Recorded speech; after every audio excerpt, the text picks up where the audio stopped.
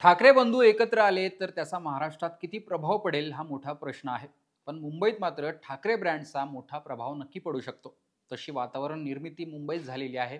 असंही ठाकरेंचं एकत्र येण्याचं प्लॅनिंग हे मुंबईपुरतं किंवा मुंबईत सत्ता मिळवण्याच्या दृष्टीने झालंय. तशी तयारी सुद्धा दोन्हीकडून केली जाते. आता ठाकरे एकत्र आले म्हणजे झालं का? तर ते गणित सोपं नाहीये. भाऊ एकत्र येणं आणि राजकीय पक्ष एकत्र येणं यामध्ये मोठा फरक आहे. निवडणुकीत राजकीय पक्ष जेव्हा एकत्र येतात तेव्हा सर्वात मोठा प्रश्न असतो तो जागा वाटपाचा. मराठीचा मुद्दा आणि मुंबईवर ठाकरेंची सत्ता या दोन मुद्द्यावर दोघे भाऊ एकत्र येतीलही. पण नंतरचं गणित काय? मुंबईत असलेल्या 227 प्रभागांचा जागा वाटपाचा फॉर्म्युला कसा होईल आणि 114चा बहुमताचा आकडा कसा गाठला जाईल, निवडणुकीत किती यश मिळेल, या सगळ्यांवरच पुढील गणितं अवलंबून असतील. गेल्या काही निवडणुका पाहिल्या तर मुंबईत भाजपशिवाय शिवसेनेला सत्ता मिळवता आलेली नाहीये. गेल्या वेळीही भाजपने माघार घेतली म्हणूनच ठाकरेंचा महापौर मुंबईत बसला. त्यामुळे एकट्याच्या जीवावर 114चा आकडा उद्धव ठाकरे गाठवू शकत नाहीत हे त्यांनाही चांगलंच माहिती आहे. सध्या शिवसेनेचा विचार केला तर दोन गट पडलेत. 2017च्या निवडणुकीत निवडून आलेल्या नगरसेवकांपैकी बहुतांश हे सध्या शिंदेसोबत गेलेत. त्यावेळी शिवसेनेचे 84 नगरसेवक होते तर भाजपचे 82 नगरसेवक निवडून आले होते. मनसेचे केवळ 7 नगरसेवक जिंकले होते तर काँग्रेसचे 31 नगरसेवक निवडून आले होते. आता 2017च्या निवडणुकीसाठी गणित असं होतं की भाजपला मोठ्या प्रमाणावर गुजराती उत्तर भारतीय मतं मिळाली, शिवसेनेला मराठी मतं मिळाली, काँग्रेसला मुस्लिम दलित मतांनी तारलं होतं. असं साधारण 2017चं गणित होतं. काँग्रेसला मिळणारी उत्तर भारतीय मतं 2017मध्ये भाजपने आपल्याकडे खेचली होती. त्यावेळी टक्केवारीचा विचार केला तर साधारण 29 ते 30% मतं ही शिवसेनेला, 27 ते 28% भाजपला, काँग्रेसला 16% तर मनसेला 8%च्या आसपास मतं मिळाली होती. त्यावेळी सर्वच पक्ष स्वतंत्रपणेही लढले होते. निकालानंतर असाही सर्वे आला होता की त्यावेळी 2017मध्ये शिवसेना मनसे एकत्र लढले असते तर 38% मतं मिळवत एकत्रितपणे त्यांची सत्ताही आली असती. 2017चा विचार केला तर जवळपास 83 ते 85 नगरसेवक हे अमराठी होते. त्यापैकी 27-28 नगरसेवक हे मुस्लिम त्यावेळी निवडून आले होते. आता 2025चा आपण विचार करूया. गेल्या 8 वर्षात मुंबईत अनेक राजकीय बदल घडले. सर्वात मोठा बदल म्हणजे शिवसेनेत पडलेली फूट. मुंबईत ठाकरेंना नक्कीच याचा फटका बसणार आहे.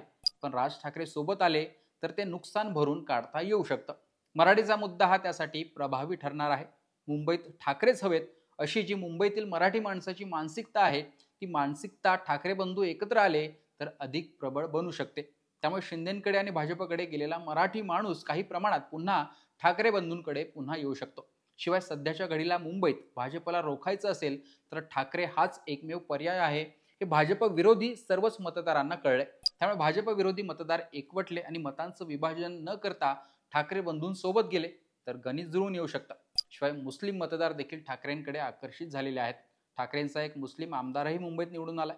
तो मतदार जर कायम राहिला तर प्रत्येक प्रभागात काही प्रमाणात का होईना त्याचा प्रभाव दिसून येऊ शकतो. पण त्यासाठी काँग्रेससोबत योग्य तो समन्वय ठाकरे बंधूंना ठेवावा लागेल. कारण मुंबईतील काँग्रेसची सर्व मदार ही मुस्लिम मतांवरच असणार आहे. त्यात जर सपा आणि MIMने ताकद लावली आणि गणित लावलं तर ते बिघडू शकतं. ठाकरेंकडूनही काही ठिकाणी मुस्लिम उमेदवार दिले तर नवल वाटू नये. मोठ्या प्रमाणावर दलित मतदार सुद्धा ठाकरेंसोबत दिसेल पण तिथेही वंचित किंवा आंबेडकरी पक्ष हे काय करतात त्यावर मतांचं विभाजन ठरेल. दुसरीकडे उत्तर भारतीय आणि गुजराती मतदार ही भाजपची ताकद निवडणुकीत असतील तर शिंदेकडेही विद्यमान नगरसेवक असल्यामुळे प्रभागात त्यांची पकड सर्वच समाजाच्या मतदारांवर असते. त्यामुळे स्थानिक पकड आणि मराठी मतांचं किती विभाजन होतं यावर मुंबई कुणाची हे ठरणार आहे. हे सर्व घडत असताना मनसेला मोजकेच पण निवडून येणारे प्रभाग आपल्याकडे घ्यावे लागतील, जेणेकरून जर सत्ता आलीच तर उद्धव ठाकरेंकडे उपमहापौर पदाचं बार्गेनिंग सुद्धा करता येऊ शकेल. विधानसभा निवडणुकीत शिवसेना ठाकरेंचे 10 आमदार निवडून आले तर एकनाथ शिंदेची 6. मनसेच्या मुंबईतील उमेदवारांनीही 4-5 लाखांहून अधिक मतं मिळवली. विधानसभेला मिळालेली मतं पाहता उद्धव ठाकरेंचे 70च्या आसपास नगरसेवक हे निवडून येऊ शकतात. उरलेल्या 40 नगरसेवकांसाठी त्यांना अधिक प्रयत्न करावे लागतील. मधल्या काळात मराठीच्या मुद्द्यावरून ठाकरे बंधू एकत्र येणं यामुळे मराठी माणसांमध्ये एक वातावरण निर्मिती झालेली आहे. त्याचा प्रभाव मोठ्या प्रमाणावर निवडणुकीत पडू शकतो आणि जे 140 मराठी नगरसेवक निवडून आलेत त्या प्रभागांमध्ये ठाकरेंकडून ताकद लावली जाऊ शकते. मराठीच्या मुद्द्यावर मराठी माणूस एकत्र आला तर हे गणित जुळवून आणलं जाऊ शकतं. मात्र हे गणित जुळवताना जागा वाटप कसं केलं जातं ते महत्त्वाचं असणार आहे. कारण अनेक असे प्रभाग आहेत जिथे शिवसेना आणि मनसेची एकत्र ताकद आहे. मनसेचे नगरसेवक तिथे निवडून येऊ शकतात, तिथेच ठाकरेंचेही नगरसेवक निवडून येण्याची शक्यता जास्त आहे. माहीम, दादर, प्रभादेवी, वरळी हा भाग आपण उदाहरण म्हणून घेऊ शकतो, जिथे मनसे आणि ठाकरेंमध्येच लढत झालेली अनेक वर्ष पाहायला मिळाली आणि त्यात तिथे शिंदेची शिवसेना सुद्धा प्रतिस्पर्धी असणार आहे. त्यामुळे ठाकरे बंधू एकत्र आलेच तर जागा वाटप आणि उमेदवार निवडताना विशेष काळजी त्यांना घ्यावी लागेल. मुंबईत ठाकरेंचे सध्या 3 खासदार, 10 आमदार आहेत. ही मोठी ताकद त्यांच्या सोबत असणार आहे. तर राज ठाकरेंचं त्यांच्या सोबत म्हणजे उद्धव ठाकरेंसोबत येणंच प्रभाव टाकणार असेल. मुंबईत लोकसभा आणि विधानसभा निवडणुकीत ठाकरेंचं म्हणावं तसं नुकसान झालेलं नाहीये. हिंदुत्व आणि लाडकी बहीण ही विधानसभेत महत्त्वाचा फॅक्टर ठरली असली तरी सध्या दोन्ही गोष्टी मुंबईत प्रभावी राहिलेल्या नाहीयेत.